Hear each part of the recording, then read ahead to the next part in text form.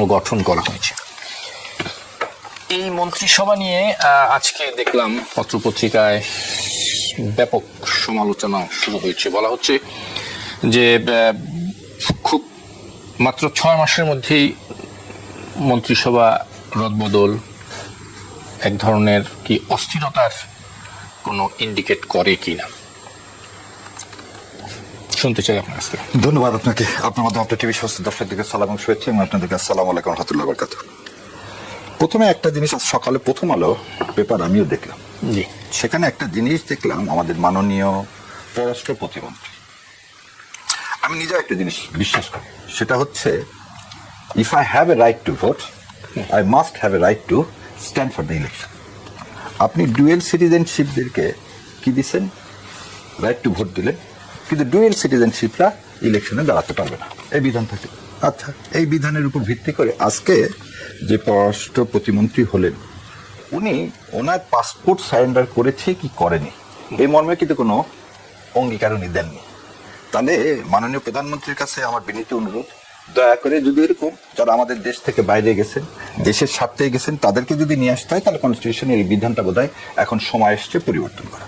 এবার আপনি যে কথাটা বললেন 6 মাসের, না কিন্তু আমার একটা জিনিস জানার আগ্রহ, আপনি তো আইনের মানুষ, আমাদের আইনে কি কোনো বাধা আছে কিনা ডুয়াল সিটিজেন?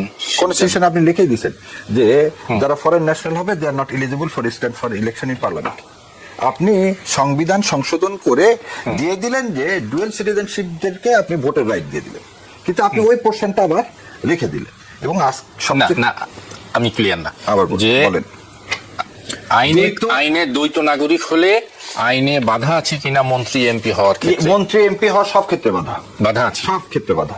এবং আপনি পার্লামেন্টের মেম্বার পর্যন্ত আমি ভোট দিতে পারবো, আপনি ভোট দিতে পারবেন, ডুয়াল সিটিজেন ভোটার হতে পারবে, কিন্তু ইলেকশনও করতে পারবে না, কোনো মন্ত্রী এমপি বিচারক কোনো পদে যেতে পারবে না, অ্যাটর্নি জেনারেল হতে পারবে না। এই যে একটা এই প্রভিশনের মধ্যে থেকে মাননীয় প্রধানমন্ত্রী, আমি জানি না মাননীয় প্রধানমন্ত্রীর কোন পাসপোর্ট সে তো বাংলাদেশের জনগণ জানে না আজ পর্যন্ত, ইলেকশনের আগে থেকে বলে এসেছিলাম। সো মাননীয় প্রধানমন্ত্রী এটা কিভাবে দেখবেন তা জানি না।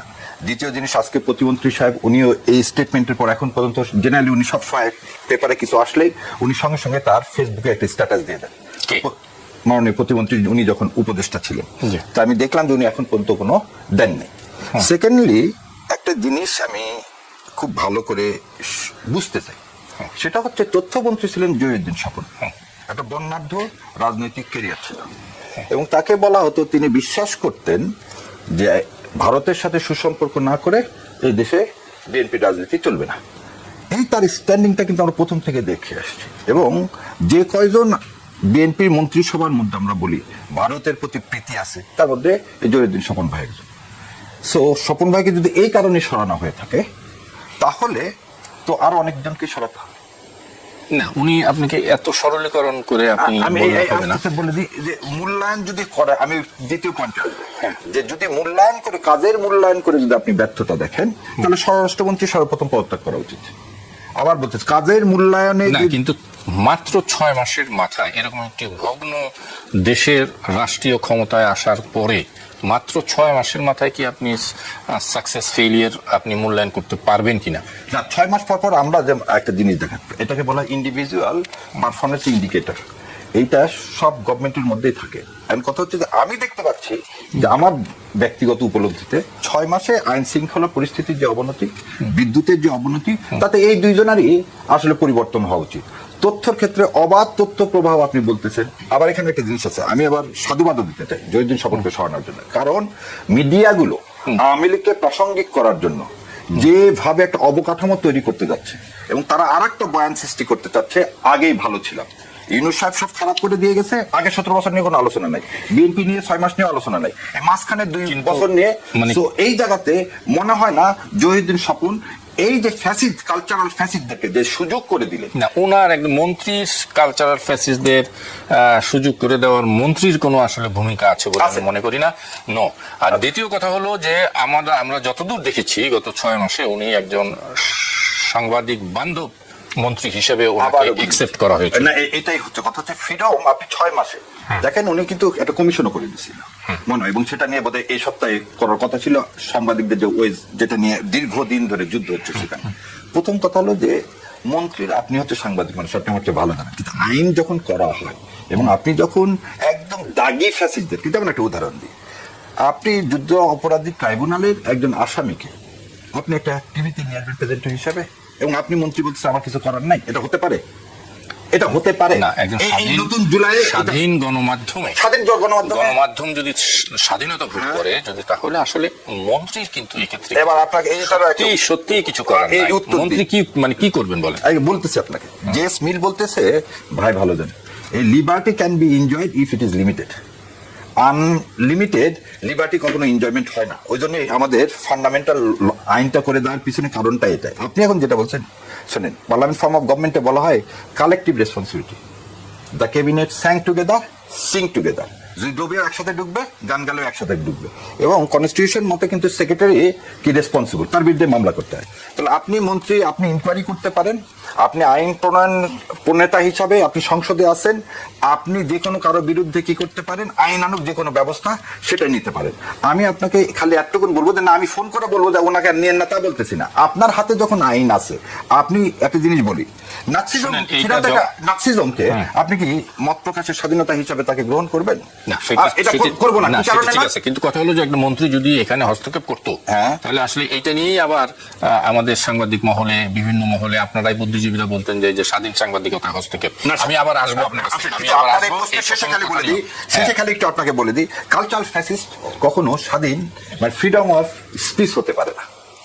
জি ডক্টর মতিনুর, আমরা আলোচনা করছিলাম মন্ত্রিসভার রদবদল নিয়ে। বিশেষ করে আমি যদি একটু বলি আপনাকে যে মাত্র 6 মাসের এই সরকারের মানে পার করেছেন, এর মধ্যে মন্ত্রিসভা রদবদল হতে পারে, এটা নিয়ে কোনো আমাদের কথা নেই, কিন্তু আমরা দেখলাম যে এক ধরনের অস্থিরতা আমরা দেখছি। আমি যদি সহজ করে বলি, দেখা গেছে যে গত 6 মাসে খাদ্য মন্ত্রণালয়ে 4 জন মুখ আমরা দেখলাম। মানে প্রথমে দেওয়া হলো আমিনুর রশিদকে, তা উনি মাত্র 37 দিনের মাথায় আবার চেঞ্জ করে দেওয়া হলো, প্রতিমন্ত্রী দেওয়া হলো সুলতান সালাউদ্দিন টুকুকে, তারপরে আবার তাকে সরাই নিয়ে মৎস্য প্রাণী সম্পদে দেওয়া হলো। এই যে এক ধরনের অস্থিরতা, এটা কেন?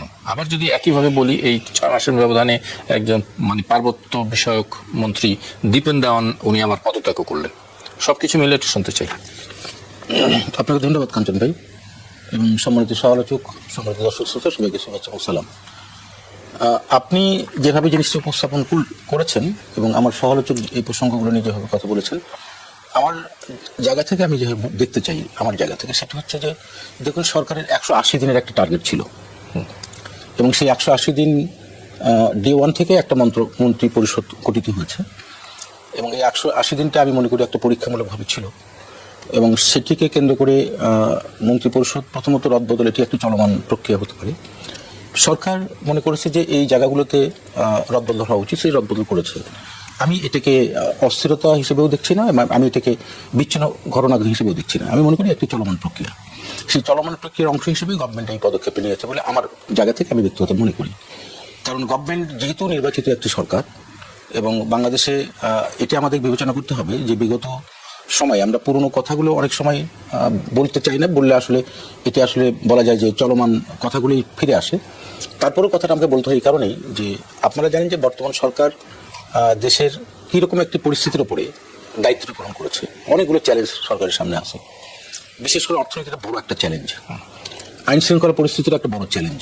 মানে বিগত ফ্যাসিস্ট সরকারের সময় এটি তো টোটালি ডিস্ট্রয় হয়েছে। আপনি ওভারনাইট তো সবগুলো মানুষকে একই সাথে যোগ্য, দক্ষ, অভিজ্ঞ হিসেবে তৈরি করতে পারবেন না। তো সেই প্রেক্ষিতে আমি মনে করি যে গভর্নমেন্ট যেহেতু নির্বাচিত সরকার, তার একটা দায়বদ্ধতা রয়েছে জনগণের প্রতি, এবং সেটি করতে গিয়ে, সেটিকে অব্যাহত রাখতে গিয়ে বা সেটিকে আফল করতে গিয়ে সরকার 180 দিনের এই জায়গার থেকে অনেক কিছু পরিমার্জন, এটি আমি স্বাভাবিক প্রক্রিয়ার মধ্যে মনে করি, একটা চলমান প্রক্রিয়া।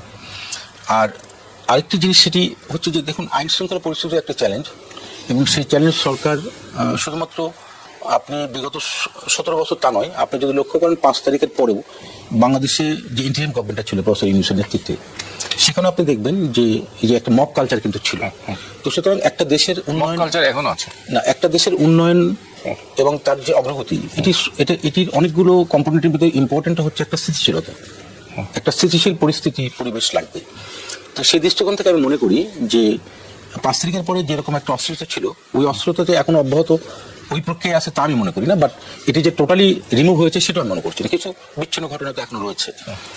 সুতরাং সে দৃষ্টিকোণ থেকে আমি মনে করি গভর্নমেন্ট যারা যারা যে সমস্ত ডেস্কের যারা দায়িত্ব পালন করতে পারবে, এটা প্রথম পর্যায়ে হয়তো এই জিনিসগুলো সেই বিবেচনায় দেওয়া হয়েছিল, পরবর্তীতে গভর্নমেন্ট চিন্তা করেছে এই জায়গাগুলোতে হয়তো কিছু পরিবর্তন হওয়া উচিত দরকার, এবং সেটি গভর্নমেন্ট পরিবর্তন করেছেন।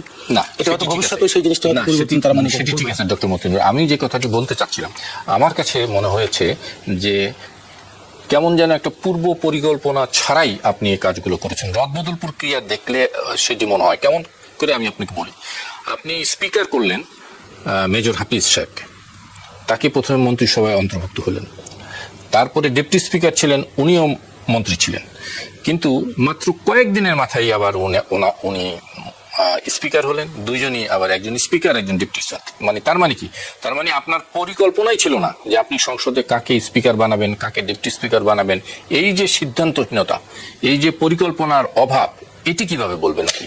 দেখুন কাঞ্চন ভাই, আপনি যে দৃষ্টিভঙ্গি থেকে দেখছেন, আমার দৃষ্টিভঙ্গি যে দুজন ব্যক্তিকে স্পিকার এবং ডেপুটি স্পিকার হিসেবে অ্যাপয়েন্ট করা হচ্ছে, আপনি দেখেন যে এই দুজন ব্যক্তি স্পিকার এবং ডেপুটি স্পিকারের দায়িত্ব পালন করতে গিয়ে দক্ষতার সাথে করছে কিনা। না, কোনো সন্দেহ নেই, আমি সেই আলোচনা করছি না। না, আমি করছি আমার বা পত্রপত্রিকার সমালোচনার জায়গাটা এইখানেই যে স্থির মনে হচ্ছে না, পরিকল্পনার অভাব। আচ্ছা দেখুন, কারণ এক শুধু খাদ্য মন্ত্রণালয়ে আপনি 4 জন মন্ত্রীকে আসা যাওয়া করেন। বুঝতে পেরেছি, আমি বলি সেটা হচ্ছে দেখুন, পত্রপত্রিকায় সমালোচনা, এটি তো বর্তমান সরকারের তো সবচেয়ে বড় একটা জায়গা হচ্ছে যে প্রেস মিডিয়ার স্বাধীনতা।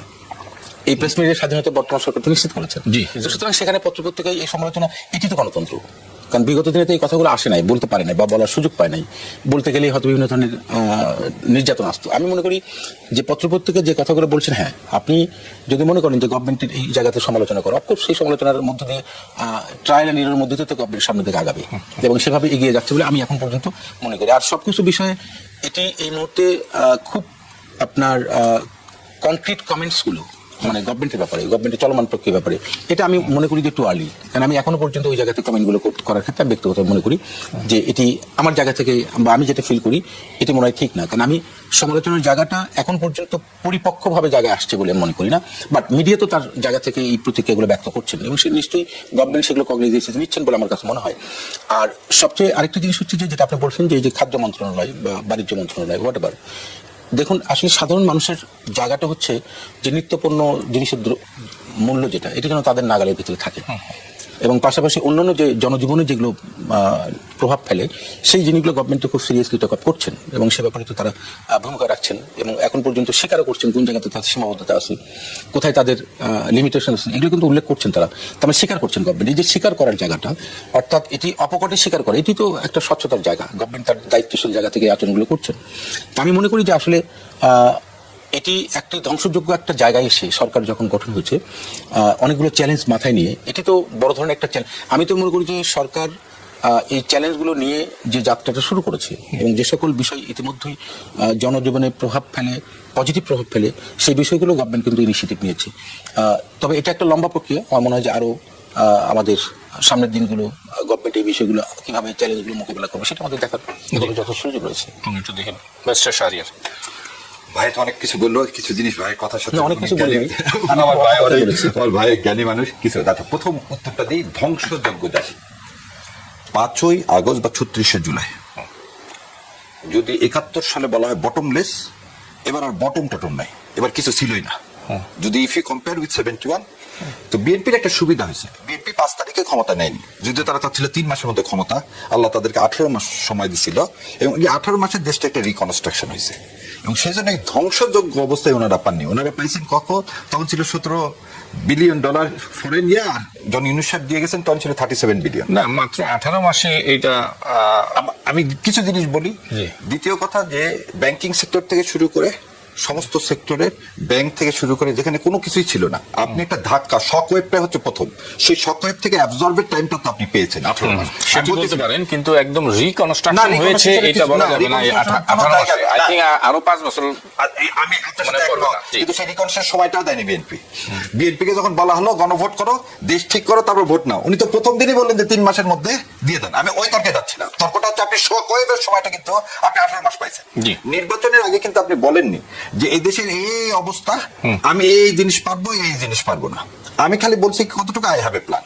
সেকেন্ড কথা, আপনি একটু আগে বললেন না বাংলাদেশের ইতিহাসে আপনি একটা ধ্বংসযোগ্য জায়গায় দাঁড়ায় থেকে আপনি করবেন তো একটা ছোট মন্ত্রী পরিষদ, আপনি করবেন এটা ছোট মন্ত্রী পরিষদ, আপনি প্রতিমন্ত্রী করবেন কম, মন্ত্রী করবেন কম, আপনি আবার স্পেশাল অ্যাসিস্ট্যান্ট থেকে শুরু করে স্পেশাল সেক্রেটারি থেকে শুরু করে একটা বিরাট, এটাকে বলা হয় যে লাট বাহাদুরের দল তৈরি করে ফেললেন। আপনি একদিকে বলতেছেন বিদ্যুৎ দিতে পারবো কি পারবো না 2 বছরের আগে জানাতে পারবো না, আপনি এর মধ্যে করে দিলেন কি একটা লাট বাহাদুরের। এবং আর একটা জিনিস আপনার তো অনেক প্রথম উত্তরের সাথে দিতে পারলাম, সেটা হলো আমি দেখতেছি যে কারো যদি মন্ত্রিত্ব পেতে হয়, বিশেষ করে তথ্যমন্ত্রী সাহেব, ওনার ক্রাইটেরিয়া হচ্ছে 2টা। চিফ সংসদ দেখে যা বুঝলাম, 1 জামাতের বিরোধিতা কত করতে পারবেন, এবং 2 হচ্ছে কতখানি আপনি তেল দিতে পারবেন। এটাই তো ছিল জুলাইয়ের স্পিরিটের পুরোপুরি বিপরীতমুখী। জুলাই বলছে কি আমরা একটা ভাঙা সংস্কৃতি থেকে আমরা পার পাবো, যাতে কেউ চাটুকারিতা করে দেশের সর্বনাশ করার জন্য রাষ্ট্রীয় ক্ষমতায় অধিষ্ঠিত হতে না পারে।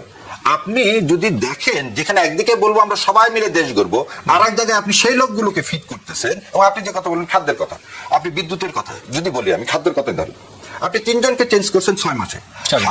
আপনি কিভাবে একটা মানুষের পারফরমেন্স নিয়ে করবেন? পারফরমেন্স সম্ভব? আপনি একদিকে বলতেছেন এলসি খোলা যাচ্ছে না, এলসি নাই, আজকেও বলতেছে যে এলসি নাই, এলসির জন্য আমি কি করতে পারছি না, দেশের সব গ্যাস তেল কিছু আমি দিতে পারছি না। তাহলে আপনি কিভাবে একটা লোকের পারফরমেন্স দেখবেন 6 মাসে? কারণ আপনার তো পুরো ইকোনমিক কলাপস। আমাকে ঢাল নাই তরল নাই নিদিরাম সর্দার আমাকে ফুটে দিচ্ছেন। আমার এদিকে কি ধান চাল কোথায় থেকে আসবে? আপনার এই বছরের প্রথম থেকে সমস্ত ফার্টিলাইজার ফ্যাক্টরি বন্ধ, আপনি এখন পর্যন্ত এলসি খোলেননি। আগামী অগ্রহণ মাস থেকে কিভাবে সার ডিস্ট্রিবিউশন হবে? আপনি যে কথাটা বলছেন সরকার একটা প্ল্যানহীন, ওই যে প্রথমেই বলছিলাম আই হ্যাভ এ প্ল্যান, আসলে আই হ্যাভ নাথিং। যদি প্ল্যান থাকতো তাহলে বিরোধী দলকে বলতো না একটা প্ল্যান দেন। এই যে প্ল্যান ছাড়া কাকে কাকে খুশি করার জন্য সেই 55 বছরের পুরাতন রাজনীতি যদি ঢুকে যান, তাহলে ধ্বংস ছাড়া কোনোদিন এই জাতির উন্নতি হবে না। এবং ভাই যে কথা বললেন আজকে যে জিনিসটা, একটা কথা বলেন তো, যে আপনি অ্যাকাউন্টেবিলিটির জন্য তো একটা স্টেটমেন্ট দিবেন যে আমি এই কলবরটা বৃদ্ধি করতেছি এই কারণে। আপনি একদিকে বলতেছেন আমার পকেটে টাকা নাই, আর একদিকে আপনি চাকরি দিয়ে যাচ্ছেন। এটা কিরকম কথা হলো? চাকরি কোথায় নিয়েছে? আর ক্যাবিনেটে দেওয়া মানে কি? একটা ক্যাবিনেট মন্ত্রী করা মানে কতগুলো আপনার লাট বাহাদুর লাগবে, আপনি দেখতে পাচ্ছেন। আজকে আপনি দেখেন, কেন বললাম প্ল্যান নাই, ভোলা থেকে বরিশালের সরাসরি ব্রিজ হলে দূরত্ব 25 কিলোমিটার, আর আপনি এখন যে রাস্তার আজকে কথা বলছেন সেটাতে লাগবে 3 থেকে 4 ঘন্টা, ওরা যে ব্রিজটা করলে লাগবে আধা ঘন্টা। আপনি ব্রিজটার ব্যাপারে তো সিদ্ধান্ত হয়েছে, এই যে কথাগুলো, তার মানে you don't have a plan. কেন প্ল্যান বলছেন না? এটা তো এই ব্রিজটা করার ব্যাপারে সিদ্ধান্ত হয়েছে। এই যে আপনি কোন ব্রিজটা করার ব্যাপারে ভোলার সাথে মূল বরিশালে সেটা করেননি, আপনি এখন নিয়ে গেছেন মুলাদি হয়ে এই ঘুরে নিয়ে আসতেছেন বরিশালকে। আধা ঘন্টায় যে ব্রিজটা হওয়ার কথা সেই ব্রিজটা আপনি করলেনই না ভোলার সাথে। আপনি এখন নিয়ে গেলেন কি হাইওয়ে রোড করে 3-4 ঘন্টা দিয়ে ভোলা থেকে আসতে একটা লঞ্চে লাগে আধা ঘন্টা। তো কোন মানুষটা এই 3-4 ঘন্টা রাস্তা দিয়ে যাবে? আপনি যেভাবে ঘুরে আসতেছে জনপদকে আমরা তো সে কথা বলিনি। আপনি এখন একটা জিনিস আমাকে বলেন, আপনার গ্যাস পাইপলাইন শুনেন, এই জায়গাতেই বলতেছে পকেট ভারী করার প্ল্যান নেন না, সরাসরি 25 মাইলের গ্যাস পাইপলাইন করতে কয় টাকা লাগবে? আর আপনি ঘুরে যে পাইপলাইন করবেন, গ্যাস তো নিয়ে আসাই তো মূল উদ্দেশ্য। ভোলাতে আমাদের যে গ্যাস জনপদের, আচ্ছা জি প্লিজ বলেন। ইকোনমিক গ্রোথের জন্য আপনার এখন প্রথম ক্রাইটেরিয়াটা কি? আমি বলতেছি অন্যান্য জনপদকে আপনি এই প্রশস্তকরণ করেন না কেন ভাই, সেটা আমার কোনো অসুবিধা নাই, কিন্তু আপনি করবেন কি যেটাতে কনজাম্পশন কম হবে, মানুষের সহজ হবে, ইকোনমিতে ভায়াবল হবে। আপনি এদের এখন বলেন শেখ হাসিনার মতো যদি এই আমার দরকার 15,000 মেগাওয়াট, আপনি 29,000 মেগাওয়াট করে রেখে দিয়ে গেছেন, এবং বছরে কত টাকা দিচ্ছেন? $420 বিলিয়ন দিচ্ছেন আপনি কি ক্যাপাসিটি চার্জ, এর নাম উন্নয়ন? জি, আমরা আরেকটু এইখানে একটু শুনে আসি ডক্টর মতিনুর আপনার কাছ থেকে। দুটো বিষয় এখানে নিয়ে আসছেন, সেটা হলো যে সরকার সাশ্রয়ের কথা বলছেন, যেটি ডক্টর আমাদের ব্যারিস্টার সাহেব বললেন যে সরকার সাশ্রয়ের কথা বলছে, কিন্তু অনেক বড় ঢাউস মন্ত্রিসভা করেছেন, এবং আমরাও দেখছি যে হ্যাঁ মন্ত্রিসভার কলেবর অনেক বেড়েছে। প্রায় 70 জন মন্ত্রী, প্রতিমন্ত্রী এবং উপদেষ্টা এবং বিশেষ সহকারী নিয়ে একটা